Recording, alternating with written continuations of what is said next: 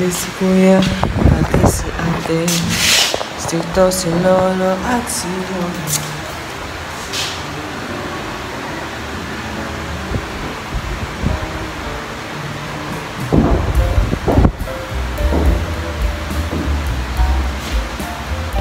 Hindi ko alam kung saan naka-cleaners. Hindi ko kasi tignan yung schedule, guys. So, wala pa kasi yung schedule. So, hindi ko pa alam. Kita nyo naman sa banda na dyan. May nakita ko yung nakapatak na yung basura. So, mapipispis ako.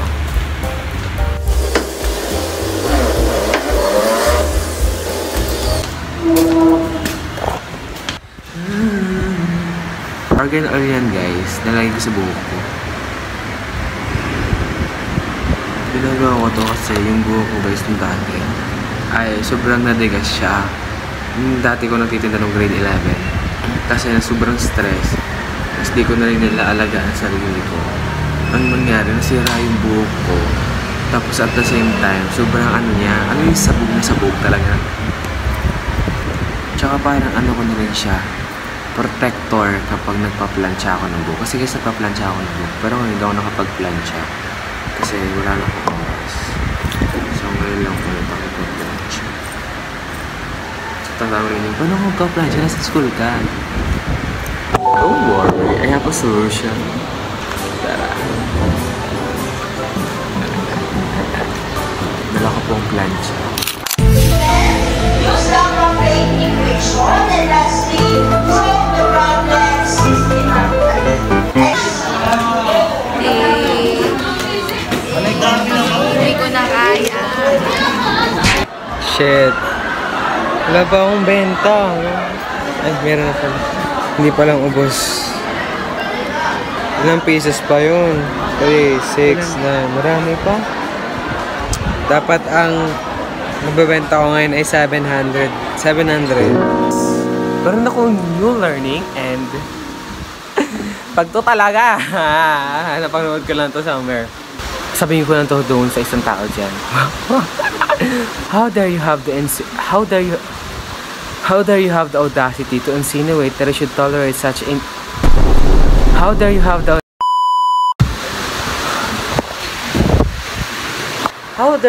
audacity to insinuate that I should tolerate such as diabolical How dare you have the audacity to insinuate that I should tolerate such diabolical insolence from a minor scrap of humanity like yourself?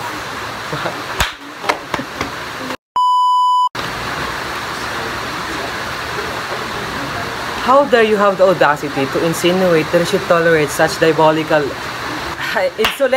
insolence? How dare you have the audacity to How dare you have the audacity to insinuate that I should tolerate such as diabolical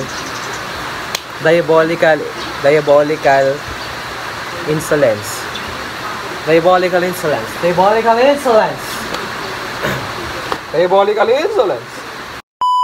How dare you have the audacity to insinuate that I should tolerate such diabolical insolence from a minor scrap of humanity like yourself? And if you go any further, fuck you! Hi guys, it's me, Jad. Huwag nyo pansin yung skin ko kasi wala akong moisturizer, guys. Lumukha siyang dry, tapos at the same time, pimple. Talagang sa leeg ko pa talaga. Tapos, ayan guys, yung situation ng face ko ngayon. It's okay lang. Yes guys, ubos na ako. Binagyan ko na lang siya ng pera. Kasi yung moisturizer ko, tapos laran na akong facial wash. Sobrang halaga ng facial wash sa akin, guys.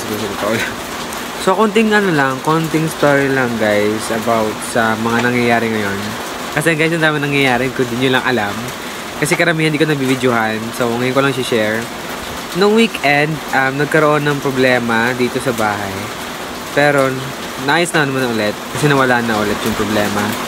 Tapos, by Monday, ay nagkaroon ng akala ko may exam akala ko may exam. Nag-review po ako ng isang gabi, as in, ng linggo. Nag-review ako as in para lang makapag, ano ko.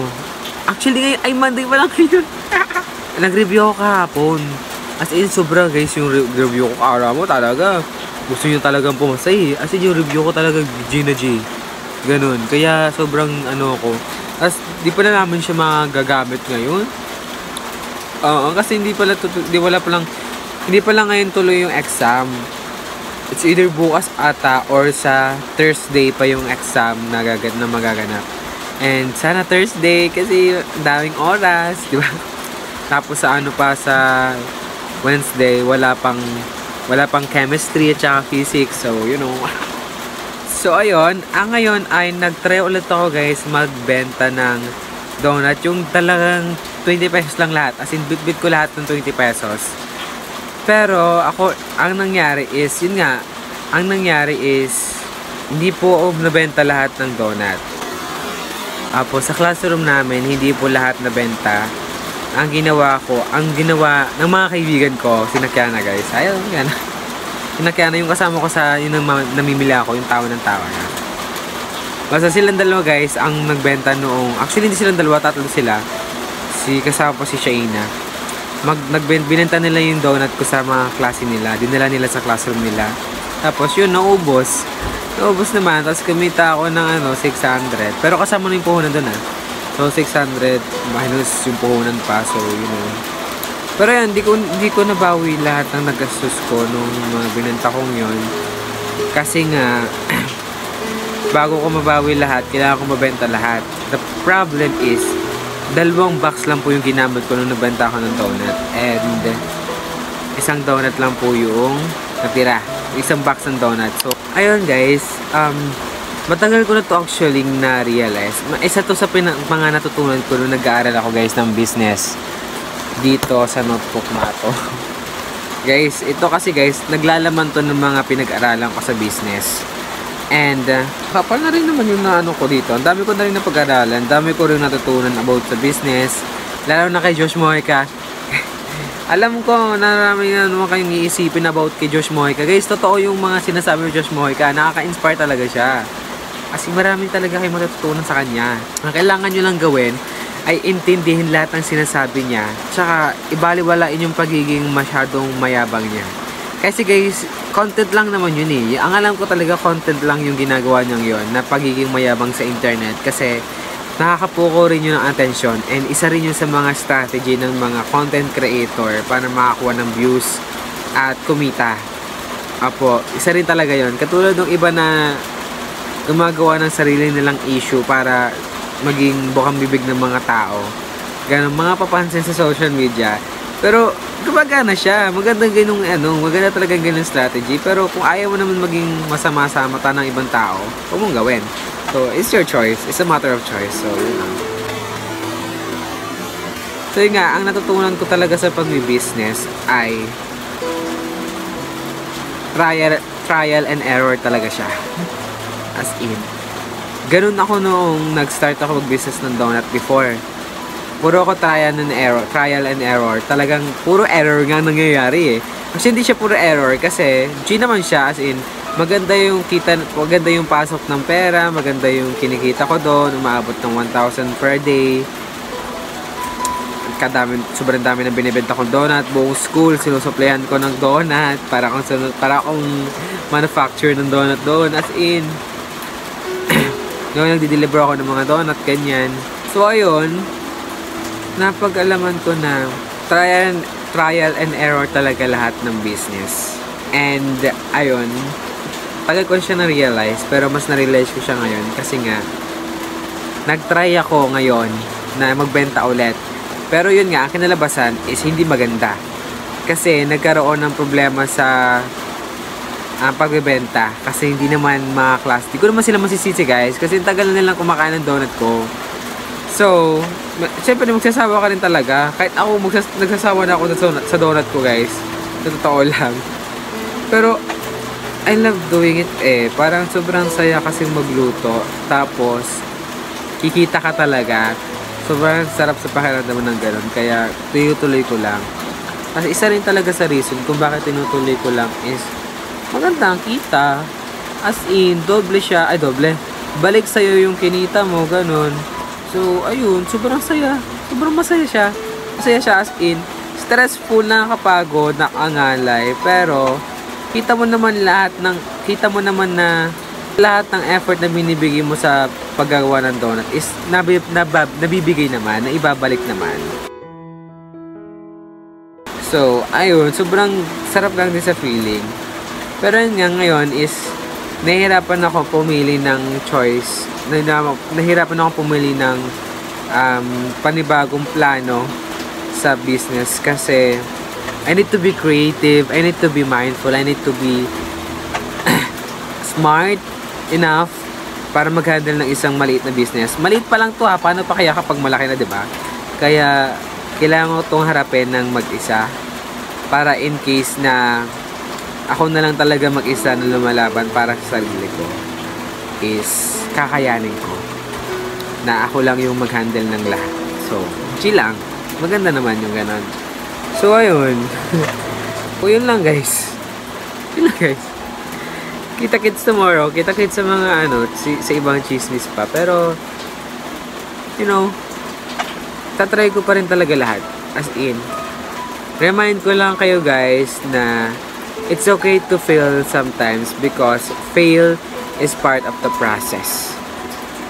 Guys, part lang yun ng process. Hindi pa yun ang katapusan. Hindi pa yun ang ending ng buhay nyo. Hindi porket nag-fail kayo ngayon ay hindi nyo na itutuloy. Kasi failure is a sign of success. Kasi for me, if nag-fail ka, ibig sabihin mayroon kang ginagawang tama. Alam nyo, gets nyo ba yung ibig sabihin nun? Yun lang. Gusto ko lang sabihin sa inyo na just keep on going and keep on trying. Because failure is not the end. It's a part of the process. And ayun. Ano naman sabi. So, yun lang guys. Thank you. It's tomorrow. Bye-bye.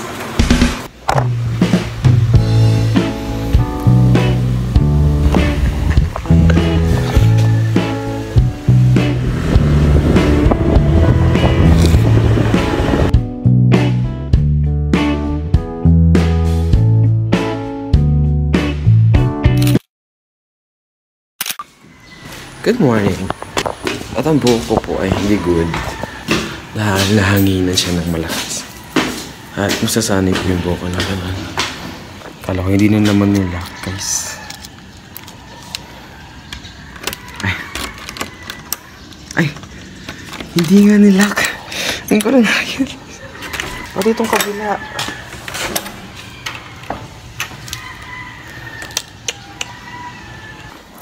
Lalabas pa ako kasi hindi pa nakakabili ng tab. Ganito. Ito guys. Ito. Meron na sila. Pero wala pa ako.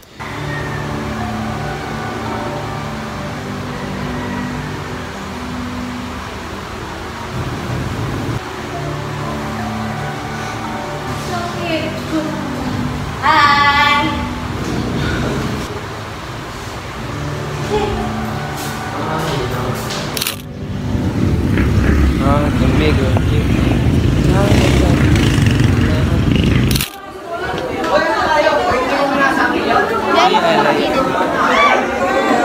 Hi guys, ayoko na. Gusto ko na nag-ban na iba.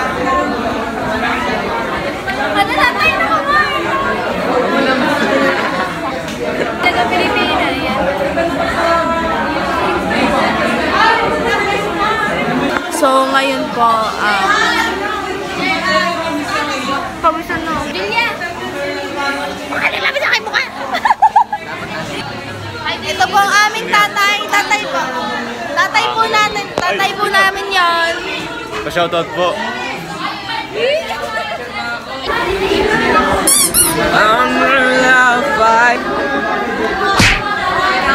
Arjo Dalisay.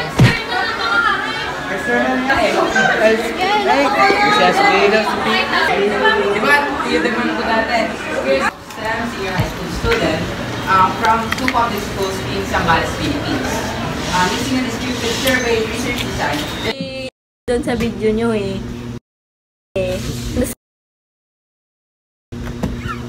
Huwag mo ito papanood.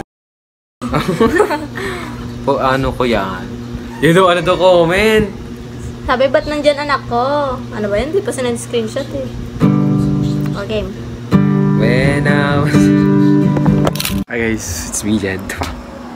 Model ako guys sa TikTok ng ano, moisturizer kasi di ba nga yung moisturizer ko nga is naubos na. So ito yung bago kong moisturizer. And kita niyo naman guys ang nangyari sa mukha ko.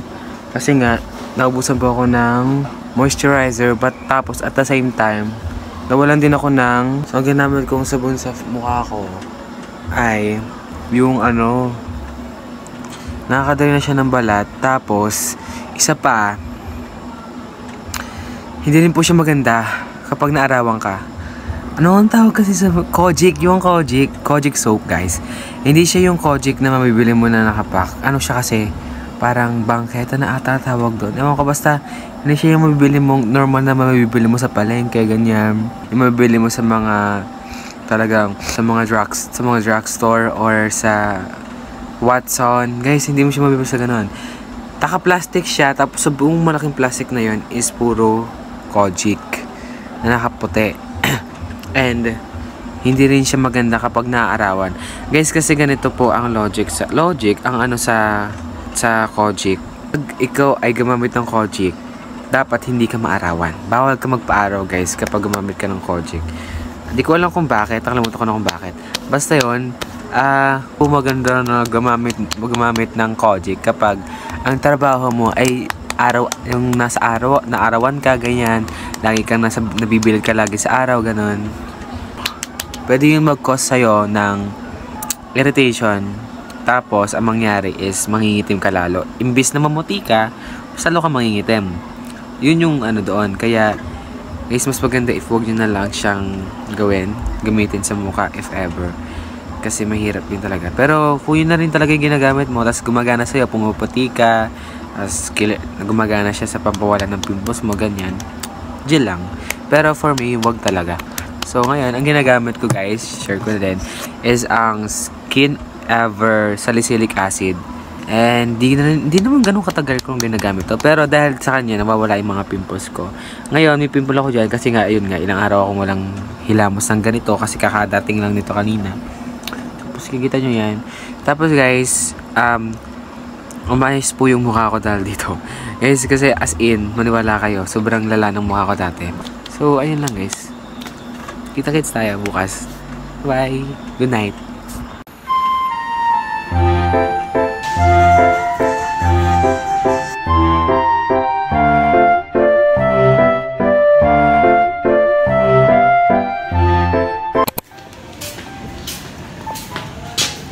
Sobrang aga pa guys. Wala pa masyadong estudyante.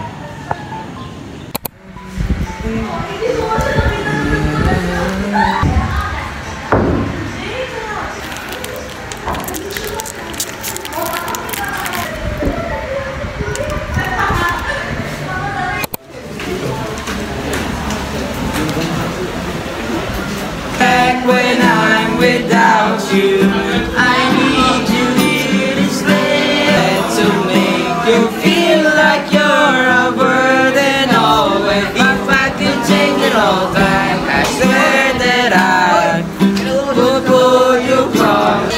Hoy, bitin di caps lock. Ay, hindi ano, capital lahat. Kapulatan ha? Ano? Already. Okay, okay. A day in my life as a student of Lemery Senior High School. So ito po ngayon si Jedrick, inuulit ang gawa niya. Dahil maraming burak. Nakatay video yun. Kasama ko yan.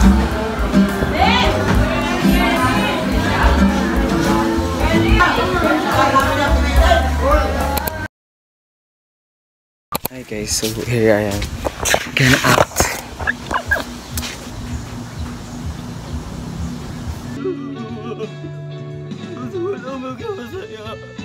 Gusto ko lang ng mahalin. Gusto ko lang ng magandang buhay. Tulugin mo ako. Gusto ko lang ng manahimik. Gusto ko lang ng buhay. Gusto ko lang mag-aral ng mabuti. Bakit yung ginagawa sa akin to? Bakit?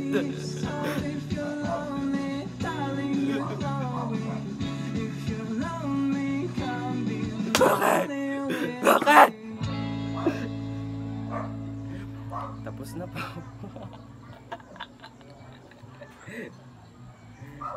Palibang pa.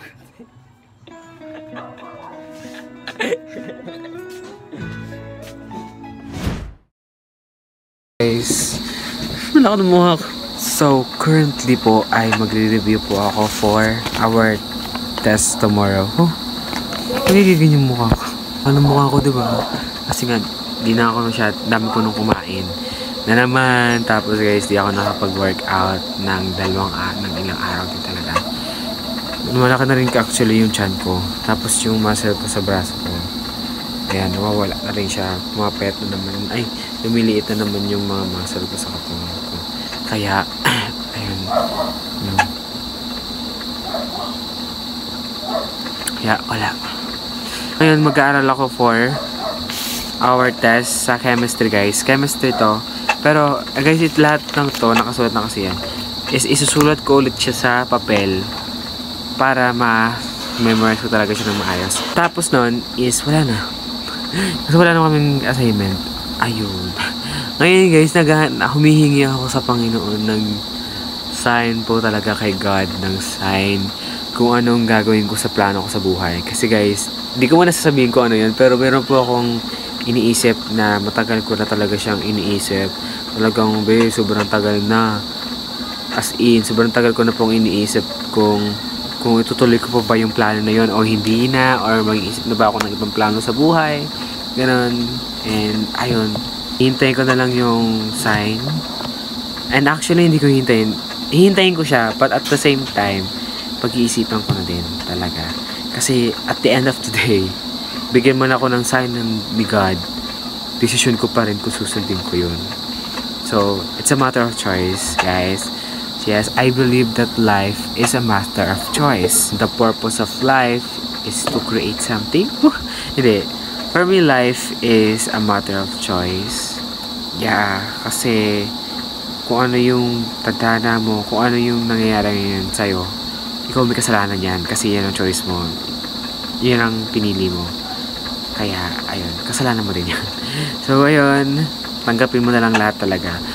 Tanggapin mo na lang lahat ng nangyayari. Kasi ang nangyari ay nangyari at wala ka na magagawa. It is what it is. Wow, it is what it is. Guys, kasi, so ayun. Guys, see you tomorrow.